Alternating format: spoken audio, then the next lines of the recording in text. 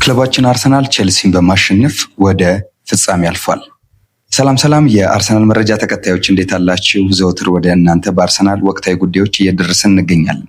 እናንተም ቻናሉን ሰብስክራይብ፣ ላይክ፣ ኮሜንት፣ ሰብስክራይብ፣ ሼር እያደረጋችሁ አጋርነታችሁን እያሳያችሁን ነው። በቲክቶክም ላይ በፌስቡክም ላይ በዩቲዩብም ላይ አርሰናል መረጃ ብላችሁ ሰርች ብታደርጉን ታገኙናላችሁ። ትላንት እንግዲህ ጣፋጩን ድል በኤሚሬትስ ተጎናጽፈናል።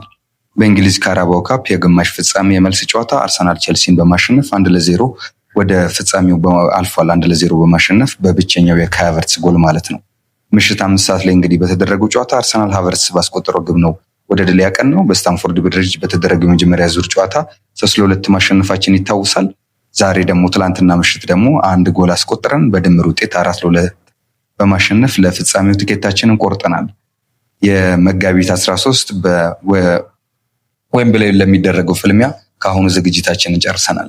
በዚህ በፍጻሜው ጨዋታ ከማንቸስተር ሲቲ እና ከኒውካስል አሸናፊ ጋር የምንፋለም ይሆናል። እነሱንም እንደ ቼልሲ አንበርክከን በአመቱ አጋማሽ የመጀመሪያው ዋንጫችንን የምናነሳ ይሆናል። ወደ ትላንት ምሽቱ የቼልሲ የታክቲክ ፍልሚያና ጥንቃቄ የበዛበት ጨዋታ ዝርዝር ጉዳዮች ደግሞ ቀጥሎ እናልፋለን። እንደነገርኳችሁ መርሃ ግብሩ ላይክ፣ ኮሜንት፣ ሰብስክራይብ፣ ሼር አድርጋችሁ የአርሰናላውያንን ድምፅ ከፍ እናድርገው። በጋራ ለዋንጫችን ድምፅ እንሁን። አርሰናል ሁሌም ከዋንጫ ጋር። ዘንድሮ ከአራቱ ምን ያህሉን ዋንጫ የምናሳካ ይመስላችኋል? አራቱንም እኔን ይመስለኛል። የእናንተን ሀሳብ በኮሜንት ሴክሽኑ ላይ አስቀምጡልኝ።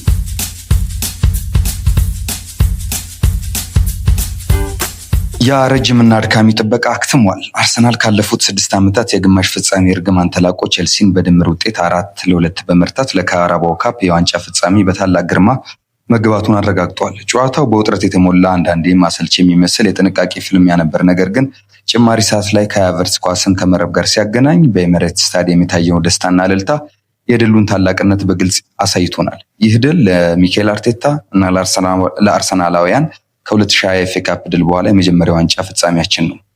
ከጨዋታው በኋላ እንግዲህ አርቴታ ራሱ በደስታ ተውጦ ተናግሯል። በስታዲየማችን ውስጥ የነበረው ድባብ ለየት ያለ ነበር ያለው አርቴታ ይህ ድል ለሰውነታችን እንደ ቫይታሚን ነው፣ በየሶስት ቀኑ ለምንጫወተው ጨዋታም ኃይል ይሆነናል ሲል ነው የተናገረው። አማካኙ ዴክላን ራይስም እንግዲህ የመሃል ሞተሩ ዴክላን ራይስ፣ የማይቆመው ዴክላን ራይስ፣ ፈረሱ ዴክላን ራይስም ማስተያየቱን ሰጥቷል። ከተቃራቢነት ተላቀን አሸናፊ ለመሆን መወሰናችንን ገልጸናል ብሏል። ባለፉት 3 እና 4 ዓመታት ለዋንጫው በጣም ቀርበን ነበር ግን አልቻልንም። ለዘንድሮ ግን በእያንዳንዱ ውድድር አንድ እርምጃ ለመራመድ በውስጣችን ልዩ እሳት አለ ብሏል። የቡድናችንን ጥንካሬና ቁርጠኝነት ሲገልጽ ማለት ነው። አርሰናል በአሁኑ ወቅት የፕሪሚየር ሊጉ መሪ ነው። በቻምፒየንስ ሊግ ካደረጋቸው 8 ጨዋታዎች 8ቱንም አሸንፏል። አሁን ደግሞ የሊግ ካፕ ፍጻሜ ላይ ደርሷል። በታሪክ አንድም የእንግሊዝ ቡድን 4 ዋንጫዎችን ኳርደብል በአንድ የውድድር ዘመን አንስቶ አያውቅም። አርሰናል በዘንድሮ የውድድር ዓመት ያነሳሉ የሚለው የብዙዎች ግምት ነው። እኛም ይህንን ግምት እናጠናክራለን። በመጀመሪያው ካራባኦን አሸንፈን ከዛ ኤፍኤን ከዛ ፕሪሚየር ሊጉን ከዛ ቻምፒየንስ ሊጉን አሸንፈን ይህን እናረጋግጣለን። መጋቢት 13 እሁድ በሚደረገው የፍጻሜ ጨዋታ እንግዲህ ከማንቸስተር ሲቲ ወይም ከኒውካስል ጋር መፋለማችን አይቀርም። ተጋጣሚ የማንቸስተር ሲቲ ከሆነ አርቴታ እንግዲህ በቀድሞ አለቃው ፔፕ ጋርዲዮላ ላይ የበቀል እርምጃውን እንደሚወስድ እንተማመናለን። ይህም ታላቅ የታሪክ አጋጣሚ እንደሚሆንልን ጩጫዋን እናሳያታለን። የመድፈኞቹ ደጋፊዎች ሆይ ህልማችን እውን ለመሆን የቀረው አንድ ጨዋታ ነው። ዘንድሮ አርሰናል ስንት ዋንጫ የሚያነሳ ይመስላችኋል? ኮሜንት ሴክሽኑ ላይ አሳውቁን።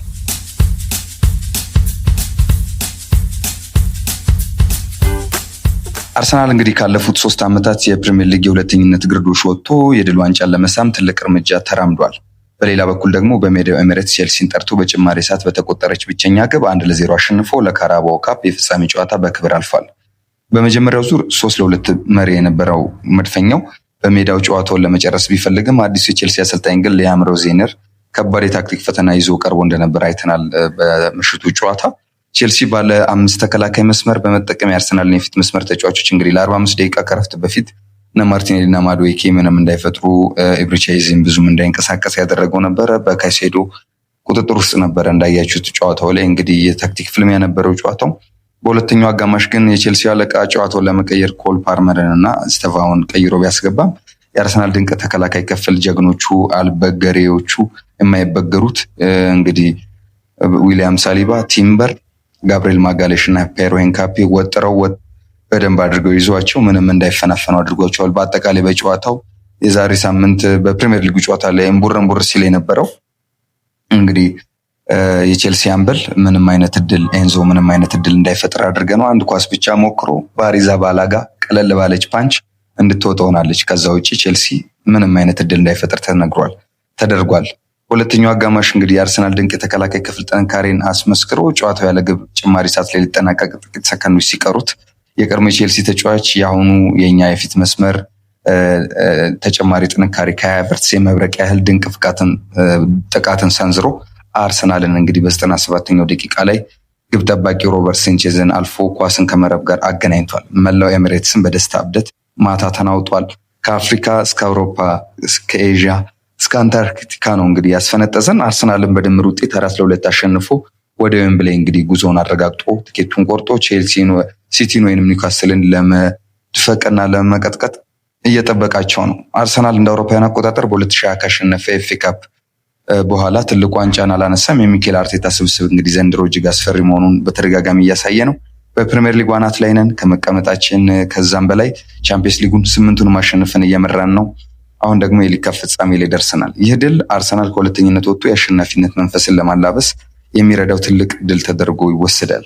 ምንም እንኳ ቼልሲ በድምር ውጤት ተሸንፎ ቢወጣም አዲሱ አሰልጣኝ ግን ያሳየው ታክቲክ ብስለትን ለደጋፊዎቹ የሰጠ ነው። የቀድሞ አሰልጣኝ ቶማስ ቱዌል እና የአንቶኒዮ ኮንቴን ስኬታማ የታክቲክ አወቃቀር ያስታወሰ የሮዜኔሪ አሰላለፍ ድንቅ ነበር። አርሰናል ለረጅም ሰዓታትም እንግዲህ ምንም እንዳይፈጠር አድርጎት ነበር። በተመሳሳይ ማርተናል በዘንድሮው በአጠቃላይ በአውሮፓ ካሉ ድንቅ የተከላካይ ቡድኖች እና ከማይሰበሩ ቡድኖች ቁጥር አንዱ የሆነው አርሰናል ትናንትም ቼልሲ ይዞት የገባውን ታክቲክ ምንም እንዳይፈጥርበት አድርጎ ደግሞ ሚኬል አርቴታ ሮዚኒየርን አስተምሮት ወጥቷል።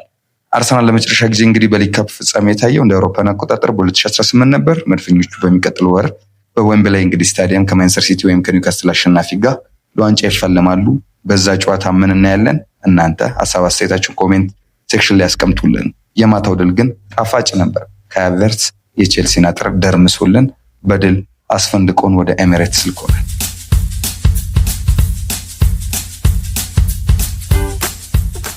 በተያዘ ውድድር አመት እንግዲህ አርሰናላውያን ምን ይመስላችኋል? አርሰናል ምን ያህል ዋንጫን ያነሳል? ኮሜንት ሴክሽኑ ላይ ሀሳብ አስተያየታችሁን ስጡን። እንደኔ 4 የምናነሳ ይመስለናል፣ የሚያቆመን ስለሌለ ማለት ነው። በአውሮፓም በእንግሊዝም ምርጡ አርሰናል ነውና። ሰላም።